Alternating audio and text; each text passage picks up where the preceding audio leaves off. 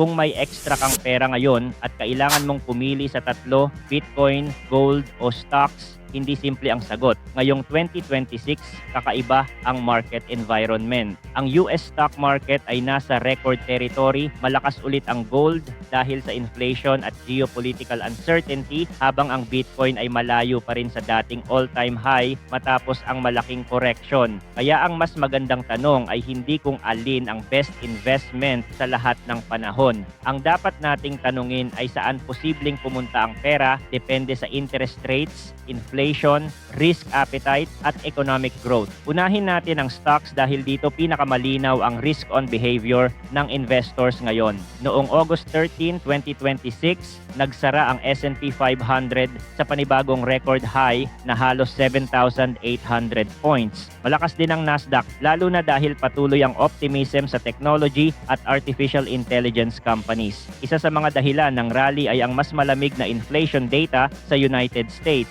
Kapag humihina ang inflation pressure, nababawasan ang takot na kailangan pang agresibong magtaas ng interest rates ang Federal Reserve.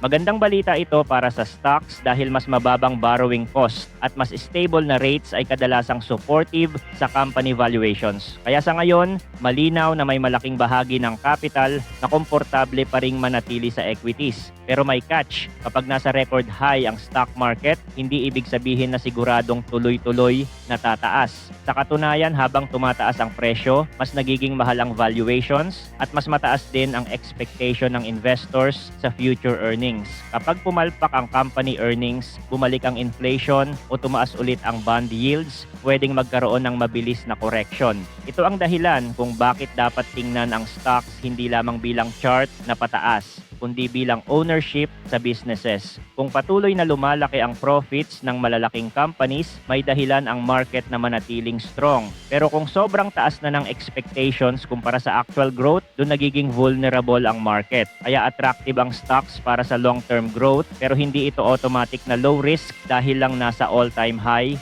Sunod ang gold at dito ibang klase ang story. Gold ay walang earnings, walang dividend at wala ring business na lumalaki sa likod nito. Ang value nito ay galing sa scarcity, historical trust, central bank demand at papel nito bilang store of value. Nitong August, umakyat ang gold sa pinakamalakas nitong level sa loob ng ilang buwan at lumampas pa sa $4,400 per ounce sa futures market. Ang rally ay sinuportahan ng softer US economic data, paghina ng dollar sa ilang periods at renewed demand mula sa investors na naghahanap ng hedge laban sa uncertainty. Kapag mataas ang geopolitical tension, may concern sa inflation o nagdududa ang investors sa direction ng monetary policy, natural na bumabalik ang attention sa gold. May isa pang dahilan kung bakit relevant ang gold ngayon. Central banks sa iba't ibang bansa ay patuloy na mahalagang buyers ng physical gold.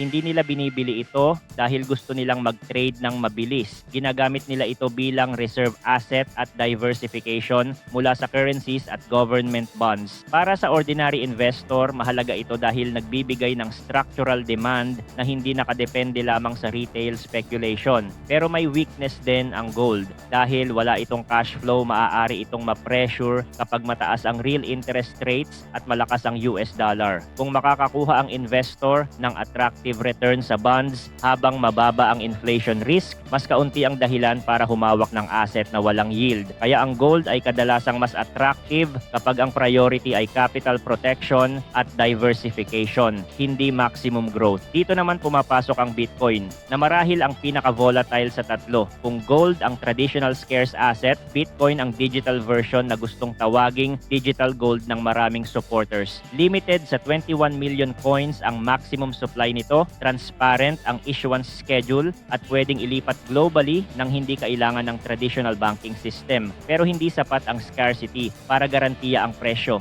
Sa 2026, nakita natin kung gaano kalakas ang downside kapag humina ang liquidity at institutional demand. Mula sa all-time high na mahigit $126,000 noong nakaraang taon, bumagsak ang Bitcoin sa paligid ng $59,000 noong early July. Isa sa mga malaking dahilan ay humina ang ETF demand at nagkaroon ng net outflows habang naging mas cautious ang investors sa risk assets. Ito ang malaking difference ng Bitcoin kumpara sa gold. Pareho silang may scarcity narrative pero ibang-iba ang behavior ng kanilang investors. Gold ay mas established bilang defensive asset. Bitcoin naman ay madalas gumagalaw na parang high beta liquidity asset. Kapag malakas ang risk appetite at maraming liquidity sa system, mabilis nitong kayang mag-outperform. Pero kapag natakot ang market at kailangan ng investors ng cash, maaari rin itong bumagsak ng mas mabilis kaysa stocks at gold. Kaya hindi magandang assumption na kapag may war, inflation, or financial stress ay automatic na tataas ang Bitcoin. Minsan nangyayari iyon, pero sa short term maaari ring piliin ng investors ang dollar, treasury bonds o gold. Ang Bitcoin ay mas nakadepende pa rin sa combination ng liquidity, ETF flows, regulation, adoption at investor sentiment.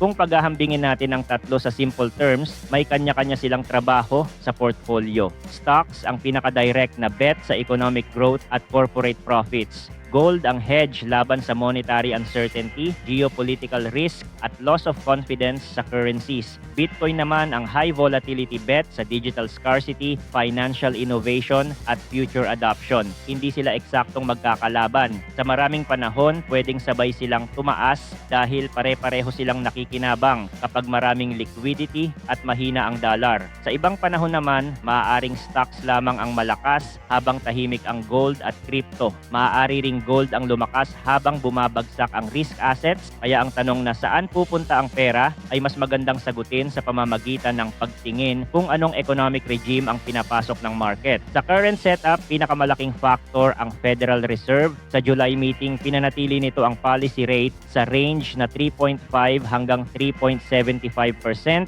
Hindi pa rin fully solved ang inflation problem, pero mas recent na data ay nagpakita ng moderation. Kapag tuluyang bumaba ang inflation at hindi kailangan ng bagong rate hikes, malaking relief iyon para sa stocks at maaaring makatulong din sa Bitcoin dahil mas comfortable ang investors sa risk. Gold maaari ring makinabang kung bumaba ang real yields o humina ang dollar. Pero kapag bumalik ang inflation dahil sa oil, geopolitical conflict o supply disruptions, pwedeng bumalik ang pressure sa Fed na maging hawkish. Sa senaryo na iyon, stocks at Bitcoin ang mas vulnerable habang gold ay maaaring magkaroon ng relative advantage dahil sa safe haven demand. Para sa Filipino investor, may isa pang factor na hindi dapat kalimutan, ang peso-dollar exchange rate. Karamihan sa global stocks, Bitcoin at international gold exposure ay nakaprice sa US dollars. Ibig sabihin, hindi lamang movement ng asset ang nakakaapekto sa actual return mo kapag kino-convert pabalik sa pesos.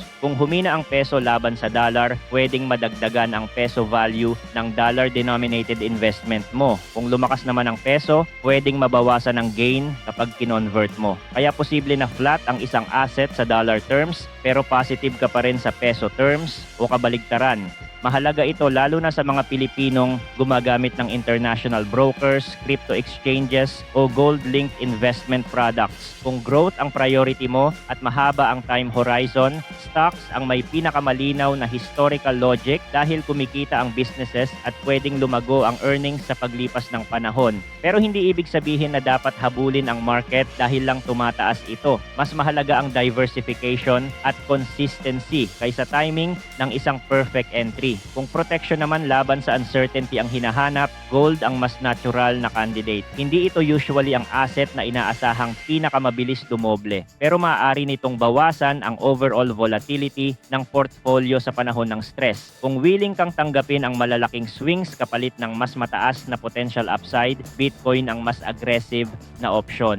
Kailangan lang tanggapin na ang malalaking drawdown sa crypto ay posible at hindi unusual sa historical behavior nito. Kaya sa tanong na Bitcoin versus gold versus stocks, walang iisang sagot na applicable sa lahat. Kung magiging stable ang economy, patuloy na lalambot ang inflation at mananatiling strong ang corporate earnings, stocks ang may magandang environment. Kung lumala ang geopolitical uncertainty, bumalik ang inflation fears, o magkaroon ng concern sa currencies at government debt, gold ang maaaring manatiling attractive kung bumalik ang strong liquidity, maging positive ulit ang institutional flows at magkaroon ng bagong catalyst catalyst sa crypto market, Bitcoin ang may capacity na gumawa ng pinakamalaking percentage move sa tatlo. Pero tandaan, kung pinakamalaki ang potential upside, kadalasan pinakamalaki rin ang downside risk. Ang pinakamahalagang bantayan ngayon ay inflation, Federal Reserve decisions, treasury yields, US dollar, corporate earnings, ETF flows, oil prices, at geopolitical developments. Ito ang mga tunay na forces na nagtutulak ng malalaking capital rotations. Kapag naiintindihan mo ang relationship ng mga ito, mas maiintindihan mo kung bakit lumilipat ang pera mula sa risk assets papunta sa safe havens o kung bakit bumabalik ulit sa growth assets kapag gumaganda ang liquidity. Sa ganitong market, hindi palaging ang pinakamabilis, tumaas ang pinakamahusay hawakan. Ang mas mahalaga ay kung tugma ang asset sa goal, time horizon, at risk na kaya mong dalhin nang hindi nagpapanik sa bawat malaking galaw.